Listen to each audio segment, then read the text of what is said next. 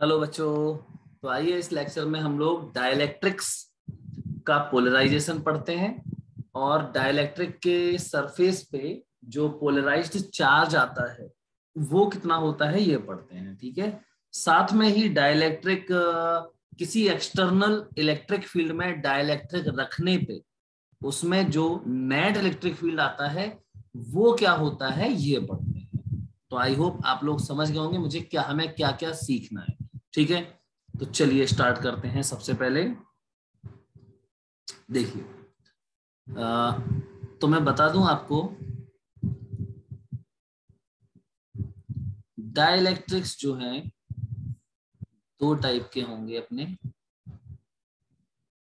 कौन कौन से होंगे देखते हैं। पोलर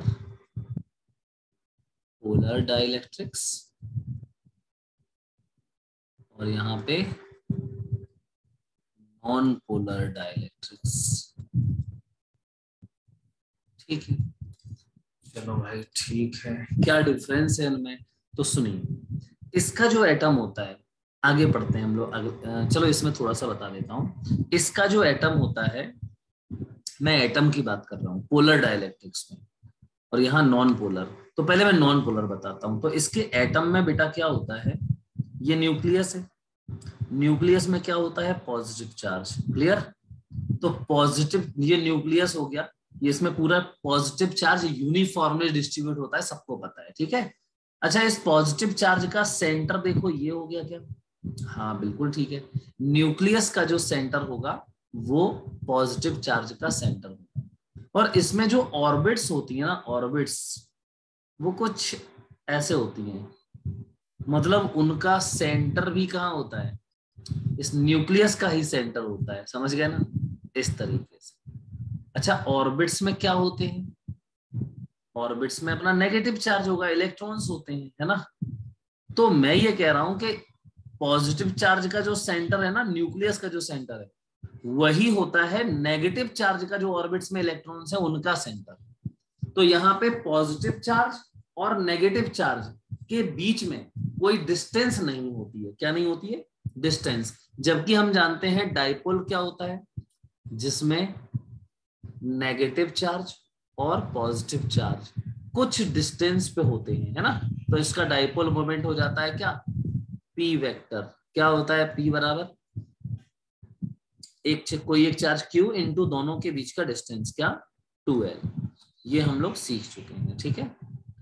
लेकिन यहाँ प्रॉब्लम क्या है, यहाँ पे 2l जो डिस्टेंस है ना, माइनस क्यू प्लस क्यू का डिस्टेंस बीच का, वो 0 होता है।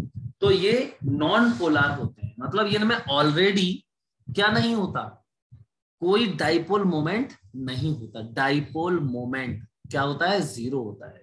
किसमें, हर एटम। ठीक है। लेकिन ये पोलर डाइलेक्ट्रिक्स क्या होते हैं देखो। अच्छा, इसका देखो, ये न्यूक्लियस, ये पॉजिटिव, तो ये हो गया सेंटर पॉजिटिव चार्ज का। इसमें जो ऑर्बिट्स होती हैं बेटा थोड़ी सी शिफ्टेड होती हैं। कैसी होती हैं, शिफ्टेड, ऐसे कुछ होती है। ठीक है।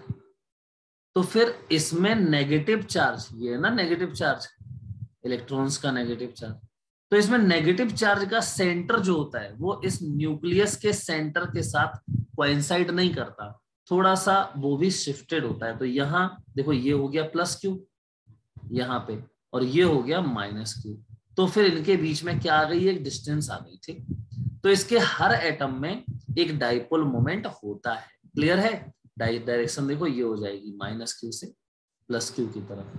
तो इसके हर, अब मैं लिख देता हूं आगे इसमें, पोलर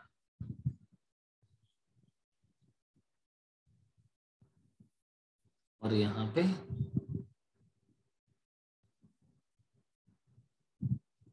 नॉन पोलर। ठीक।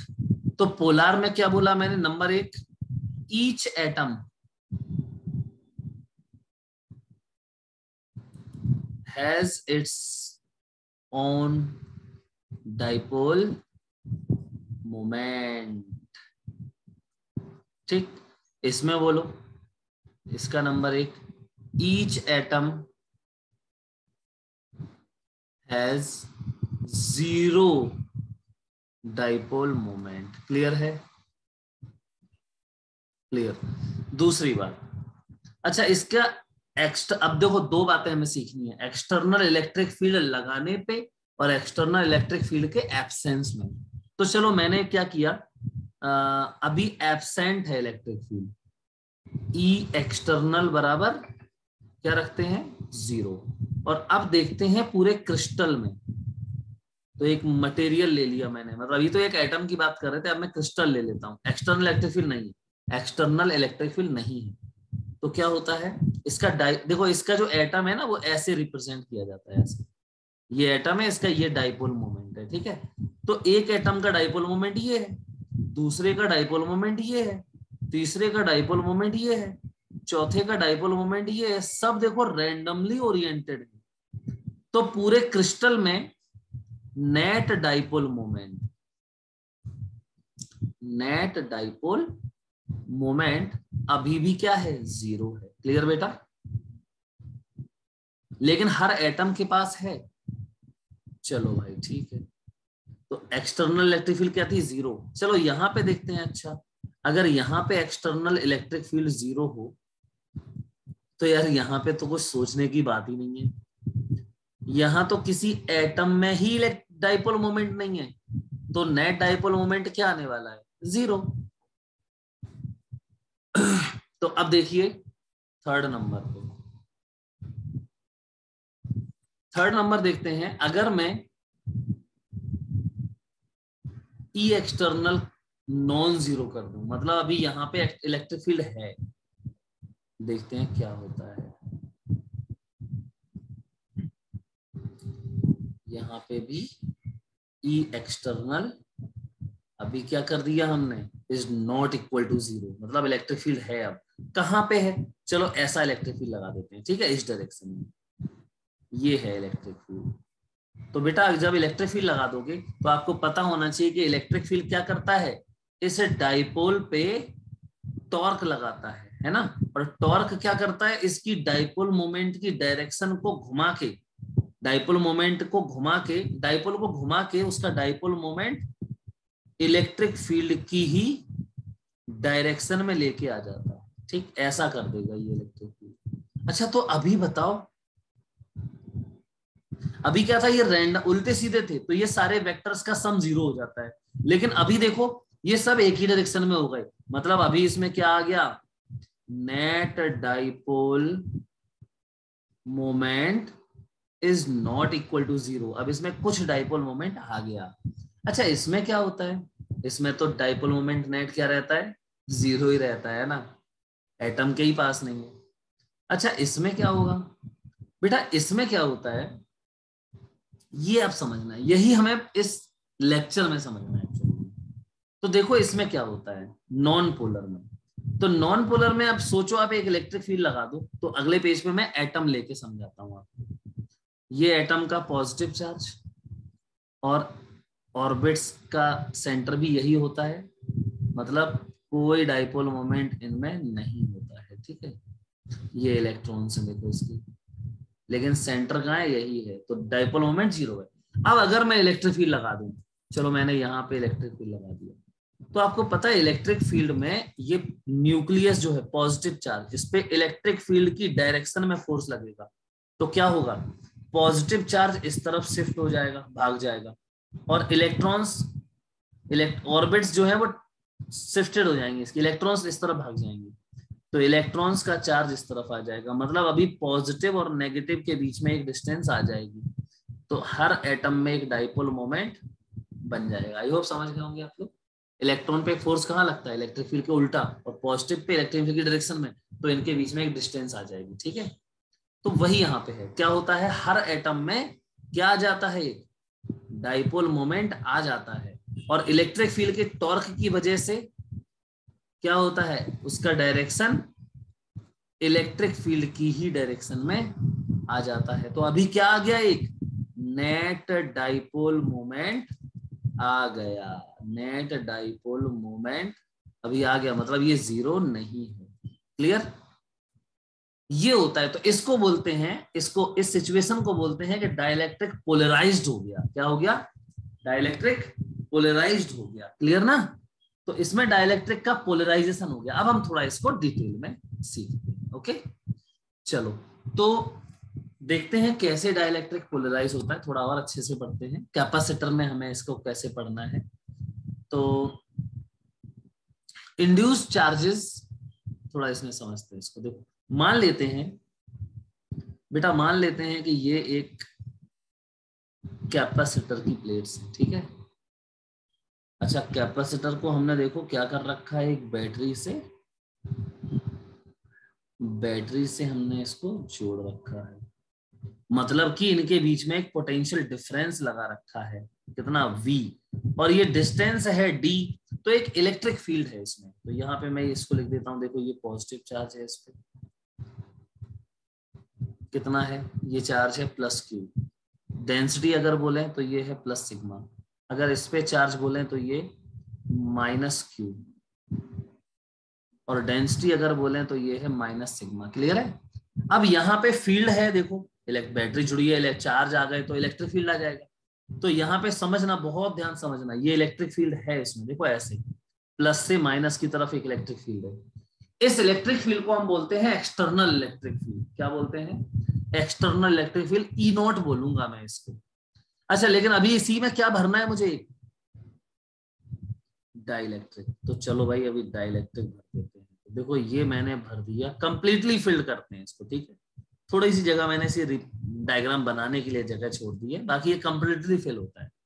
भरा इसको, तो क्या होगा बेटा? क्या होगा? जैसे ही आप इसको भरोगे तो इलेक्ट्रिक फील्ड किस तरफ है? इलेक्ट्रिक फील्ड है ऐसा, पॉजिटिव से नेगेटिव की तरफ। यहां पे लिख ही देता हूं, ये था E0, या इसी को E एक्सटर्नल भी बोल सकते हो, ठीक है। एयर में इलेक्ट्रिक फील्ड, एयर वाला इलेक्ट्रिक फील्ड। जब इलेक्ट्रिक फील्ड इस तरफ है तो देखो इलेक्ट्रॉन किस तरफ भाग जाएगा? इस तरफ। एक एटम में, अगर मैं एटम की बात करूं तो एटम में न्यूक्लियस भाग जाता है इस तरफ और इलेक्ट्रॉन भाग जाता है इस तरफ। तो वही मैं यहाँ पे बना रहा हूं। देखो क्या हुआ, इलेक्ट्रॉन इस तरफ, न्यूक्लियस इस तरफ। तो डाइपोल मोमेंट आ गया। यहाँ पे हर एटम में ऐसा ही होता है, ठीक है। हर एटम में ऐसा ही होता है, नेगेटिव इस तरफ, पॉजिटिव इस तरफ। या ऐसे समझो, ये पॉजिटिव प्लेट खींच लेती है किसको? इलेक्ट्रॉन को, ठीक है। और न्यूक्लियस को क्या करती है? दूर भगा देती है। तो ऐसे ही इसमें देखो क्या होगा, नेगेटिव पॉजिटिव। तो ये हर एटम में होता है, ठीक। क्लियर है बेटा? नेगेटिव पॉजिटिव हर एटम में ऐसा होता है। अच्छा, बहुत बढ़िया है। Negative positive, negative positive.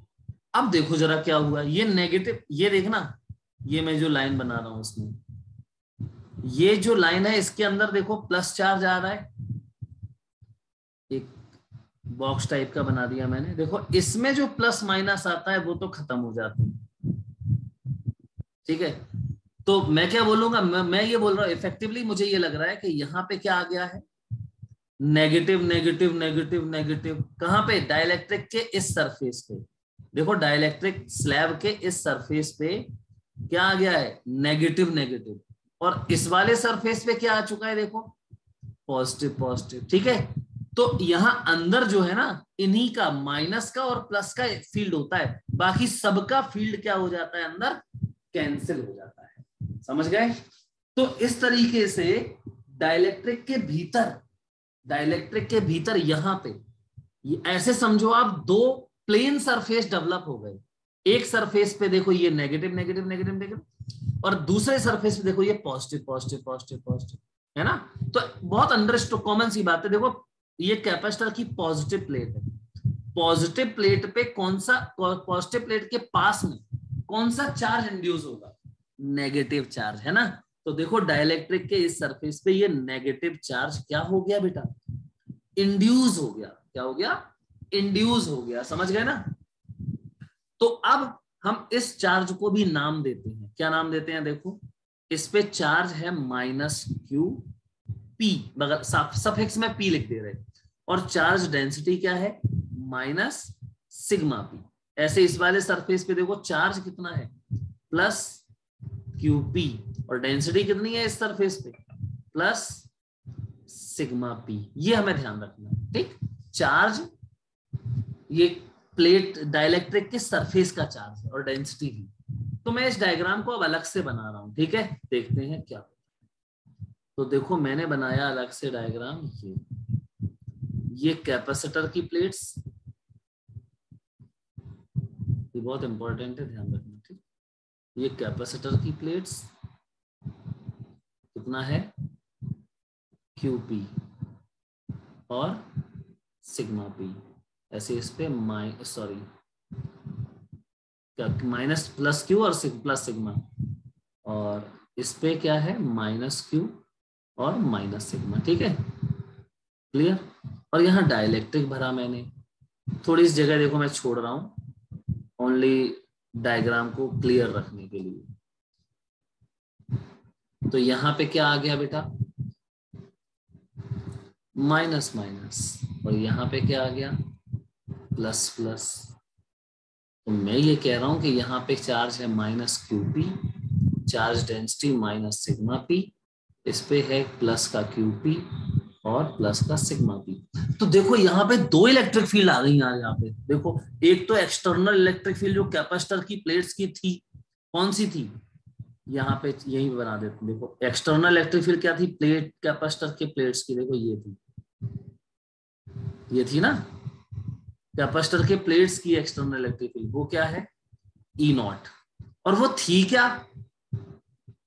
अब ये तुम लिखोगे कि capacitor electric field due to capacitor plates, वो अंदर E0 बराबर इस प्लेट का होगा इस तरफ पॉजिटिव प्लेट की वजह से अवे, और नेगेटिव प्लेट की वजह से उसी की तरफ, और वैल्यू होती है σ/2 एप्सिलॉन नॉट एक सरफेस की वजह से। तो दोनों सरफेसेस की वजह से कितना होगा यहाँ पे फील्ड σ/एप्सिलॉन नॉट। ठीक है, अच्छा अब देखो डाइलेक्ट्रिक में देखना ध्यान से, डाइलेक्ट्रिक में यार एक फील्ड यहां से यहां नहीं आ जाएगी, प्लस से माइनस की तरफ, है ना। तो ये हो गया हमारा EP, ऐसे बोलते हैं EP। तो what is EP, electric field due to dielectric surface. इसको क्या लिखोगे यार, सेम लिखना चाहिए बिल्कुल, σP और QP है ना, तो यहाँ पे लिखूंगा मैं σP/ε0, क्योंकि इसमें भी तो दो सरफेस हैं। अब मुझे चाहिए नेट इलेक्ट्रिक फील्ड, तो बताओ जरा नेट इलेक्ट्रिक फील्ड क्या होगी, E नेट।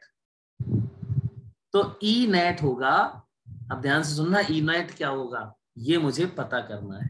तो डाइलेक्ट्रिक कांस्टेंट की डेफिनेशन क्या है वो समझते हैं। डाइलेक्ट्रिक कांस्टेंट की डेफिनेशन ही ऐसे दी जाती है, देखो क्या है, K बराबर है E0, मतलब जो E एक्सटर्नल था वो, समझ गए ना, और अपॉन E0 अपॉन यहां पे जो नेट, जो इलेक्ट्रिक फील्ड आई नेट, वो समझे ना, नेट इलेक्ट्रिक फील्ड। तो E नेट, समझो इस बात को, ये ध्यान रखना पड़ेगा आपको। ठीक, तो इसका मतलब है मैं E नेट निकाल सकता हूं। अब क्या लिखूंगा मैं E नेट को, ये तो बहुत सिंपल हो गया। E नेट बराबर हो जाएगा मेरा E0 एक्सटर्नल वाली इलेक्ट्रिक फील्ड जो प्लेट्स की वजह से थी अपॉन K। तो E नेट बराबर हो गया, E0 कितना है σ/ε0, इसमें K और लगा दो। तो नेट इलेक्ट्रिक फील्ड में क्या आएगा E नेट में σ/K/ε0। क्लियर। अब मैं जनरल लिखता हूं, ये इंपॉर्टेंट बात थी, आपको यहां तक याद रखना है। अब देखो मैं जनरल लिखता हूं, क्या लिखूंगा मैं जनरल, मैं लिखूंगा भाई E नेट बराबर, ना सरल है देखना, मैं लिखूंगा E नेट बराबर E0 minus EP, E0 minus EP। E net कितना है अपना, वो लिखा है, डाइलेक्ट्रिक की डेफिनेशन से ही निकाल लिया हमने, और बराबर E0 कितना था, मतलब पहले एयर वाला electric field, external electric field plates की वजह वाला है ना, वो भी सिंपल है यार, σ/ε0 था, माइनस EP कितना है, EP ये लिखा हुआ है σP/ε0, है कि नहीं। तो इस तरीके से मैं क्या लिख सकता हूं, देखो ε0 तो गया, σP आ गया मेरा, तो σP बराबर आ गया, देखो sigma in bracket 1 - 1/K। Clear है। अच्छा σP, ये देखो सिग्मा P को मैं लिख दूंगा QP/A, और सिग्मा को मैं लिख दूंगा Q/A, डाल दो इसमें। तो सिग्मा को क्या लिखूंगा, ये तो सिंपल है ना, चार्ज अपॉन एरिया, और बराबर मतलब सिग्मा पी।